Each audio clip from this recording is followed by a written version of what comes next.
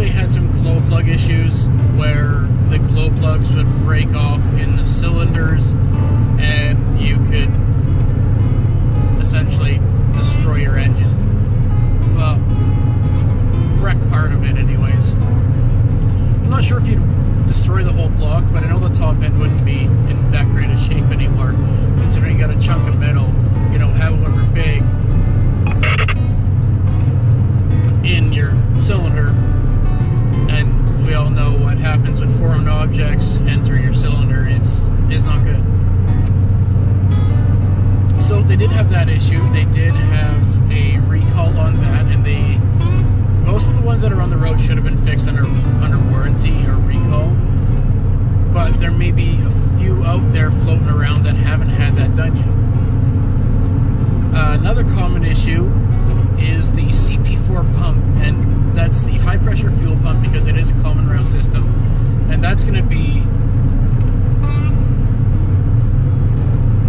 located in your engine bay. That's your high pressure pump. Your low pressure pump is located outside the tank, just off of your water fuel separator. Your water fuel separator is here, and it's just like right above it. It's all screwed together. It's one whole assembly. That's your low pressure pump. I haven't heard of many issues regarding those.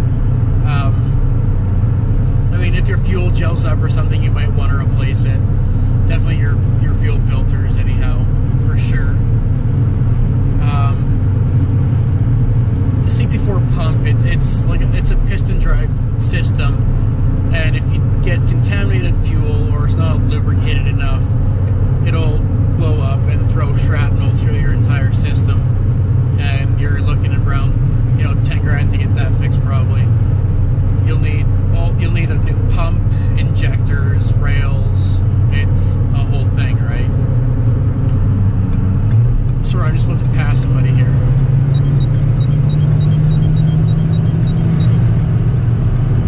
Now, the Duramax also uses this pump, so you'll see the same issues with that on a Duramax as well. Another common issue that everybody knows about, and you're probably surprised that I haven't mentioned this yet, is the turbos. I guess they have a dual compressor wheel set up with 2 intakes for them, and they've got ceramic ball bearings, and they're okay stock. They're all right stock, but once you tune and delete them, if you start running high power tunes out of them, they're not going to last very long. You can only push about 24, I believe, PSI out of them, whereas the 2015 to 2016 plus turbos are a much larger turbo. Well, not much larger. They are bigger, and they're a single compressor wheel, and they're much more reliable. You can push. I've pushed upwards of 40 PSI out of mine on other tunes. I'm running Tyrant diesel tunes. You can find the link for those in my description. It's through OSTSAZ.com. That's One Stop Truck Shop. These tunes that I'm running, I don't see any more than 34 PSI. I usually top out at 32 PSI, and then I tame it down a little bit. I don't push it too hard after that. 32 PSI is about all I see on a day-to-day basis. A common issue across them is, so the CP4 pump from 11 to current are an issue. There is not really a replacement that solves that issue. You just gotta make sure you run a high quality fuel, get good fuel everywhere you go, and you're gonna want to get a good fuel additive. I run Stanodyne. It's a really good. It's a really good additive. I run it every other tank. It's like $12 or whatever. So, it's cheap insurance for, what's $12 versus 10 grand, right? So it's pretty cheap insurance. There's elk on the road. Another common issue across them is the bottom ends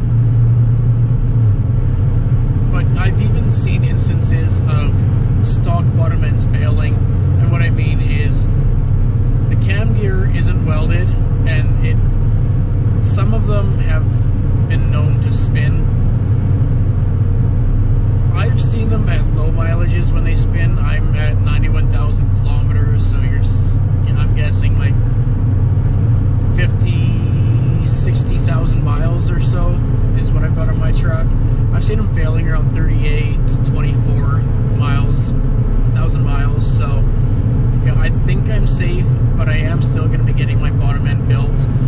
I'm going to be getting updated pistons, updated rods, updated bearings, and I'm getting my cam gear or crank gear, however you want to call it. It's behind the front cover. I'm going to be getting that welded, so no slippage. I will be able to reliably hold, I believe, 800 horsepower. So I'm getting the block built for that. It's going to be about 11 grand. I'm thinking this fall, I'm hoping, but I'm going to save up, and whenever I've got the money is when I'm going to do it, basically. Nothing comes overnight, especially in this diesel world, and I've got other projects on the go as well, like my 78 Camaro needs paint this year, and my 87 C10 needs a full resto, and my 42, well, my girlfriend's